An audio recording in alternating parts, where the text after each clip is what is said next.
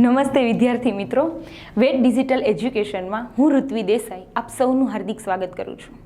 બાળ મિત્રો, આપણે આગલા વિડીયોમાં જોયું ઇતિહાસ જાણવાના સાધનો વિશે. કયા કયા ઇતિહાસ જાણવાના સાધનો છે? તાડપત્ર, ભોજપત્ર, તામ્રપત્ર, અભિલેખો અને સિક્કાઓ. આ દરેક ઇતિહાસ જાણવાના સ્ત્રોત વિશેની માહિતી આપણે આગલા વિડીયોમાં જોઈ. જો તમારે જોવાના બાકી રહી ગયા હોય તો જોઈ લેજો. આ વિડીયોમાં આપણે આ ઉપરાંત ઇતિહાસની માહિતીઓ આપણને કેવી રીતે મળશે, ક્યાંથી મળશે, એના વિશે માહિતી મેળવવાની છે.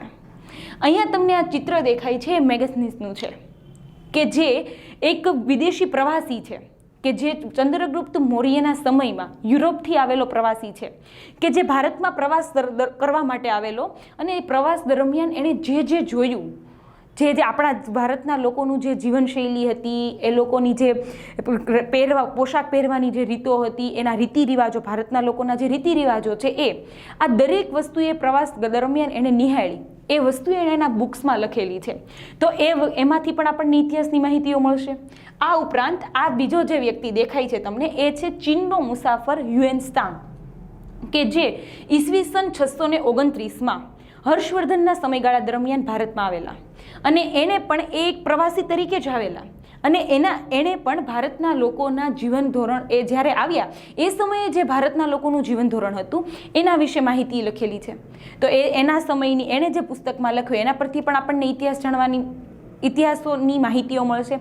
આ ઉપરાંત વર્તમાન સમયમાં પણ આપણને એમ થાય કે ઇતિહાસની માહિતી ટીચર બધી જ મેળવી લીધી તો હવે શું પૂરું થઈ ગયું? નહીં.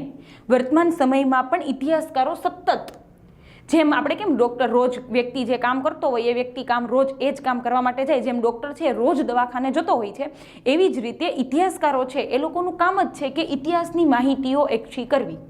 તો એ લોકો શું કરશે? તો કે આવા જે ખંડેરો છે કે જૂના સમયના છે, અમુક ખંડેરો જમીનની અંદર દટાઈ ગયા છે, તો અમુક ખંડેરો જંગલ વિસ્તારમાં છે. આવા જ બધા જ ખંડેરોમાંથી એ ત્યાં જશે, રોજ એમાંથી નાનામાં નાની બાબતનું ઝીણવટપૂર્વક અવલોકન કરી અને એમાંથી ઇતિહાસની જુદી જુદી માહિતીઓ કાઢશે અને એ આપણા સુધી પહોંચાડશે. એટલે આમ ઇતિહાસ એ આપણને બીજા ઇતિહાસકારો, પ્રવાસીઓ, આ લોકોએ લખેલી બુક્સ અને એ લોકોએ કરેલા સંશોધન પરથી પણ ઇતિહાસની માહિતીઓ મળે છે. ચાલો આવીએ આપણે બુકમાં.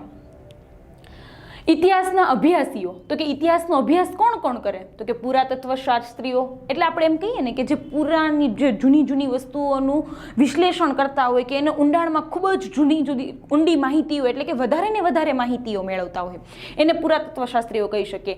ઇતિહાસકારો કે જે જૂના સમયમાં આપણા જે ભૂતકાળમાં જે બની ગયેલી ઘટના છે એ માહિતીઓ કોઈ વ્યક્તિ થ્રુ, પણ ઘણી વખત એમ થાય કે અંગ્રેજો ભારતમાં આવ્યા હતા, એ બધી વસ્તુ તો કોઈ વ્યક્તિએ, આપણા દાદાઓએ પરદાદાઓએ જોયેલી જ હશે, તો એ લોકોના મોઢે, એટલે કે એ લોકો બોલતા જાય એમ આ લોકો સાંભળીને પણ એવી માહિતીઓ મેળવતા હોય છે. અને પ્રવાસીઓ જ્યારે ભારતમાં આવ્યા હોય ત્યારે એ સમયે એ લોકોએ જે જોયું છે એનું વર્ણન એની બુકમાં લખે છે, અને એ બુકમાંથી આપણને ઇતિહાસની માહિતીઓ મળે છે. માનવ સમાજનો ભૂતકાળ જાણવા માટે આપણે પુરાતત્વીય શાસ્ત્રીઓ, કે જેને અંગ્રેજીમાં કહેવાય છે આર્કોલોજિસ્ટ, તો કે તેની પાસે સંશોધન કરીને માહિતીઓ આપે છે. તેઓ પ્રાચીન સ્થળો પર જઈને ઉત્ખનન, એટલે કે ઉત્ખનન કરવું એટલે શું કહેવાય? તો કે કોઈ પણ જે જૂના મકાનો છે ને એના પર વધારે ને વધારે ઊંડાણમાં માહિતી મેળવવી, એની વધારે ને વધારે સંશોધન કરવું, વધારે ને વધારે એમાં વિશ્લેષણ કરવું, એને ઉત્ખનન કર્યું કહેવાય. તો કે ઉત્ખનન કરીને મકાનો, સિક્કાઓ, ઈંટ, પથ્થરો, ઓજારો, ખોરાકના નમૂના, મનુષ્યો અને પ્રાણીઓના હાડકાં વગેરે શોધીને તેનો અભ્યાસ કરી તે સમયના માનવીની સંસ્કૃતિથી આપણને અવગત કરાવે છે. એટલે આપણને એ સમય અવગત કરાવવું મીન્સ કે એ સમયમાં લોકો જેવી સંસ્કૃતિનો, એટલે કે એ લોકો જેવી રીતે એનો ખોરાક શું હતો, એના ઓજારો કેવા વાપરતા, એના સિક્કાઓ કેવા એનો ઉપયોગ કરતા, એના મકાનો કેવા હતા, આ દરેક બાબતોથી આપણને જાણકારી આપે છે. તો એને શું કહેવાય? અવગત કર્યું કહેવાય. તો કે આ જે લોકો છે એ પ્રાચીન સ્થળ, આ જે ઇતિહાસકારો છે એ પ્રાચીન સ્થળોએ જઈ ત્યાંના મકાનો, એટલે કે આ જે મકાન, એટલે કે જે મકાન એને મળ્યું છે, આપણે આગળના ચિત્રમાં આપણને એ દેખાય છે કે આ જે મકાન છે, આ મકાન કેટલા વર્ષ જૂનું છે એની માહિતી એ મેળવે છે. હવે તમને એમ થશે કે ટીચર આ કેટલા વર્ષ જૂનું છે એની ખબર કેમ પડશે? તો એના માટે કાર્બન પદ્ધતિ આવે, એ આગળ જતાં તમારે આવશે, પણ અત્યારે એની વિશ્લેષણમાં તમને ખબર પણ નહીં પડે. એટલે એની કાર્બન એવી પદ્ધતિઓ આવે છે અને એના થ્રુ એ મેળવે છે કે આ મકાન કેટલા વર્ષ જૂનું છે. આ મકાનની આ બધી જ બાબતોને ધ્યાનમાં રાખીને એને સમજાય કે લોકો પહેલાંના સમયમાં લોકો છે ને આ રીતના મકાનો બાંધતા. પછી આ ઉપરાંત આપણે જોઈએ તો કે સિક્કાઓ, તો કે ઘણાના સમયગાળા દરમિયાન મેં તમને કીધું હતું કે જેવો રાજા ગયા વિડીયોમાં મેં તમને કીધેલું કે સિક્કાઓ છે ને જેવો સમૃદ્ધ, જેટલો સમૃદ્ધ રાજા હોય ને એટલા જે સોનાના ચીંદા, તો એ સોનાના સિક્કા બહાર પાડે, તો અમુક ધાતુના સિક્કા બહાર પાડે. તો કોના સમયમાં કેવા સિક્કાઓ હતા એની માહિતી આ સિક્કાઓ પરથી મળે છે. આ ઉપરાંત ઈંટો, પથ્થરો અને ઓજારો, ખોરાકના નમૂનાઓ, તો કે ખોરાકના નમૂનાઓ ઉપરથી તો કે વ્યક્તિ એ સમયમાં કેવો ખોરાક જમતો હતો, કાચું ખાતો હતો, પકવીને ખાતો હતો, અનાજ ખાતો હતો, માંસાહાર હતો, આ બધી જ બાબતો આ ખોરાકના નમૂનાઓ પરથી મળે. અને મનુષ્ય અને પ્રાણીના હાડકાં, તો કે એ જે આજે આપણને આજે તમને ચિત્ર દેખાય છે અહીંયા જે એ લોકો મૃત્યુ પામેલા હોય તો એના હાડકાઓ દાટેલા હોય છે. તો એ હાડકાઓ પરથી પણ ખબર પડે કે આ જે લોકો, આ જે જીવનશૈલી છે એ કેટલા વર્ષો જૂની છે. એટલે કે એનો અભ્યાસ કરી અને આપણને એની સંસ્કૃતિથી માહિતગાર આ ઇતિહાસકારો કરાવે છે. પ્રાચીન કાળથી મનુષ્ય એક જગ્યાએથી બીજી જગ્યાએ પ્રવાસ કરતો રહ્યો છે. પ્રાચીન આપણે દરેક વ્યક્તિ એટલે કે પ્રાચીન કાળથી જ જોઈએ ને તો મનુષ્ય એક જગ્યાએથી બીજી જગ્યાએ સતત પ્રવાસ કરતો રહ્યો છે. અને ઘણા પ્રવાસીઓ બીજા દેશમાં જઈને પણ ત્યાંના જીવનની નોંધ કરતા હતા. એટલે કે પોતાના દેશની માહિતીઓ, તો ઘણા લોકોને એવા શોખ હોય કે જુદા જુદા વસ્તુની એટલે જુદા જુદા સ્થળની છે ને માહિતીઓ ભેગી કરવી, જુદા જુદા સ્થળો વિશે જાણવું, આ દરેક લોકોના શોખ હોય. અને પ્રવાસ એટલે કે ફરવા જવાનો શોખ તો કોને ન હોય? બધાને જ હોય કે નહીં? આપણે ફરવા જઈએ છીએ ને તો અત્યારે આપણા મોજ શોખ માટે જઈએ છીએ, પણ આ લોકો ફરવા આવે ને એટલે એ લોકો શું કામ આવતા હોય કે દરેકના જીવન ધોરણની એ માહિતીઓ વધારે ને વધારે એ જાણકારી મેળવે. આવા પ્રવાસીઓના પ્રવાસ વર્ણનમાંથી આપણે જે તે દેશના ઇતિહાસ અને સંસ્કૃતિની જાણકારી મળે છે. મેં તમને જ કીધું કે આ બે પ્રવાસીઓ જ છે, ભારતના લોકો નથી. આ યુરોપનો વ્યક્તિ છે, આ ચીનનો વ્યક્તિ છે, એ ભારતમાં પ્રવાસ માટે આવ્યા હતા. આપણે યુરોપ ને ચીન પ્રવાસ માટે જઈએ ને તો આપણે ફરીએ જ, આપણે આવી માહિતીઓ ભેગી કરીએ નહીં. પણ આ બંને પ્રવાસીઓ છે ને ભારતમાં પ્રવાસ માટે જ આવ્યા હતા અને એને જુદી જુદી એટલે કે અહીંના ભારતના જીવન ધોરણની શું કરી છે? માહિતી ભેગી કરેલી છે. એટલે કે અને એની પાસે એટલે એણે ભેગી કરી તો એના પરથી આપણને ખબર પડી કે એ લોકો જે સમયગાળા દરમિયાન આવ્યા હતા એ સમયગાળા દરમિયાન ભારતના લોકોનું જીવન ધોરણ શું હતું, એ લોકોના રીતિ રિવાજો કેવા હતા, એની સંસ્કૃતિ કેવી હતી, એની માહિતી આપણને મળી. તેમાં એટલે કે આ પ્રવાસીઓ કયા કયા? તો કે મેગેથનીસ, મેં પહેલાં જ કીધું યુરોપ દેશનો વતની છે. પ્લાની, આ પણ પ્રવાસીનું નામ જ છે. ફાઇયાન કે જે ચીનનો વતની છે. ક્યાંનો છે? ચીનનો. હ્યુએનત્સાંગ, મેં તમને ચિત્રમાં બતાવ્યો, આ જે વ્યક્તિ છે આ હ્યુએનત્સાંગ છે કે જે મુસાફર તરીકે ભારતમાં આવેલા અને એણે ભારતના જીવન ધોરણની માહિતીઓ ભેગી કરીને પુસ્તકો લખેલા અને એના પરથી આજે પણ આપણને ઇતિહાસની માહિતીઓ મળે છે. પુરાતત્વ શાસ્ત્રીઓ અને ઇતિહાસકારોના સંશોધનથી આપણને ઉત્તર પશ્ચિમ ભારતમાં સિંધુ નદીના કિનારે પાંગરેલી મહાન સભ્યતાના દર્શન થાય છે. વિશ્વની 3 સંસ્કૃતિઓ છે, એમાંની એક સંસ્કૃતિ એટલે કે સિંધુ ખીણની સંસ્કૃતિઓ કહેવાય છે. તમે સાંભળ્યું હશે કે ઈરાકના પિરામિડ, તો ઈરાકના પિરામિડ છે ને એ વિશ્વની પહેલા નંબરની સંસ્કૃતિ કહેવાય.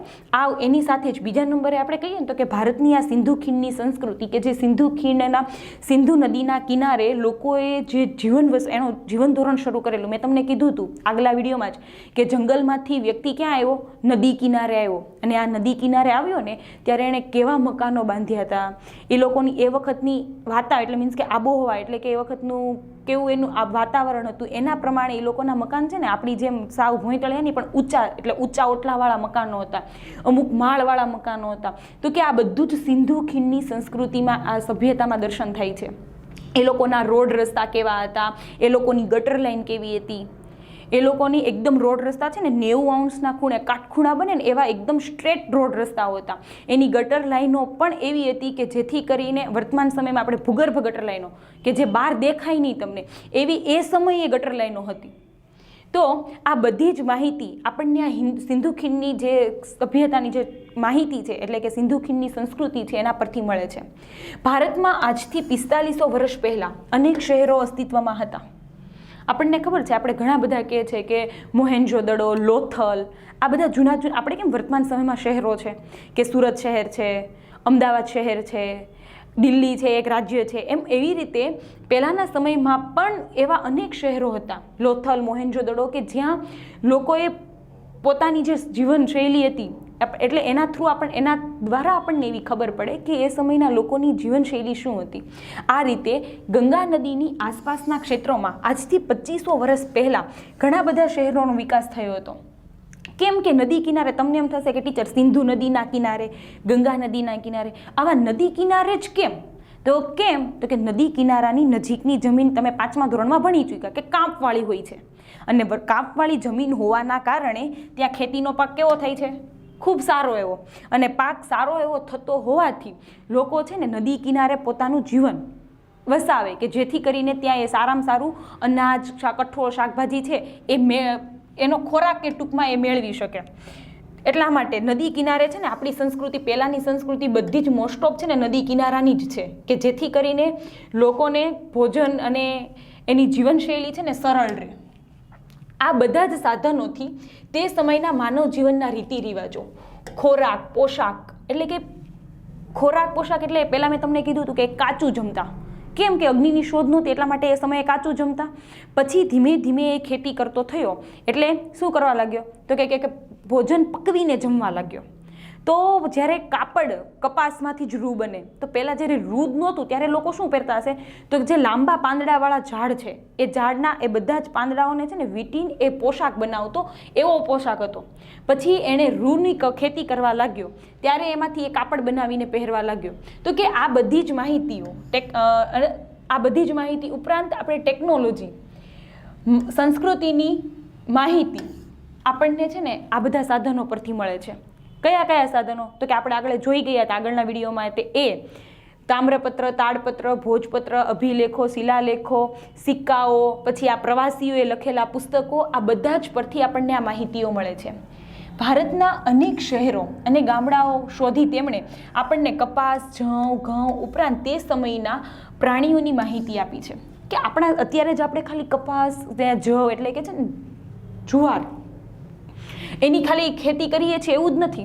પહેલાંના સમયમાં લોકો પણ આ જ ખેતીઓ કરતા હતા, અને આની માહિતી આપણે વર્તમાન સમયમાં જે કપાસની ખેતી કરીએ છીએ ને, એ પહેલાંના સમયમાં જે લોકો કરતા હતા એની પાસેથી જ આપણે શીખ્યા છીએ. એટલે આ બધી જ માહિતી આ લોકોએ આપણને શોધીને આપી છે.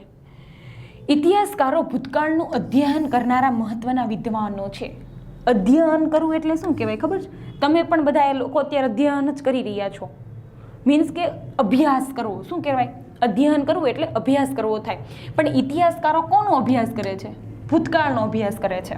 એટલે આ બધા ભૂતકાળનો અભ્યાસ કરનારા વિદ્વાનો છે. એટલે કે વિદ્વાનો કોને કહેવાય? તો કે કોઈ પણ ક્ષેત્રમાં, કોઈ પણ એક વિષયમાં માહેર વ્યક્તિ છે, એને શું કહેવાય? વિદ્વાન. તેઓ મળી આવેલા સાધનોનું વર્ગીકરણ કરે છે. એટલે કે એ લોકો જે સાધનો એને મેળવા એનું એ વર્ગીકરણ કરે છે, પછી એનું સંશોધન કરે છે. હસ્તપ્રતો, એટલે આપણે હસ્તપ્રતો મેં તમને આગળના વિડીયોમાં વાત કરેલી કે હાથ દ્વારા લખેલા લખાણો ક્યાં લખેલા હતા? ભોજપત્રો અને તાડપત્ર પર જે હાથ દ્વારા લખેલા લખાણો હતા, એ દસ્તાવેજો, અભિલેખો, આ માહિતીઓ એકત્ર કરે છે. આ દરેક વસ્તુની માહિતી આપણે આગળના વિડીયોમાં જોઈ. તો આ દરેક માહિતીઓ એ એકત્ર એટલે કે ભેગી કરે છે, અને પછી યોગ્ય રીતે તેનું આલેખન, એટલે કે જે માહિતી એ ભેગી કરેલી છે એનું યોગ્ય રીતે એનું વર્ણન, કે આપણને બધાને સમજાઈ જાય ને એવી સરળ ભાષામાં કરે છે. પહેલાંના જે અભિલેખો છે એમાં આપણને નથી સમજાતી એવી જ ભાષા છે. પાલી, પ્રાકૃત, સંસ્કૃત, આવી બધી ભાષા છે કે જે ભાષા આપણને સમજાતી નથી.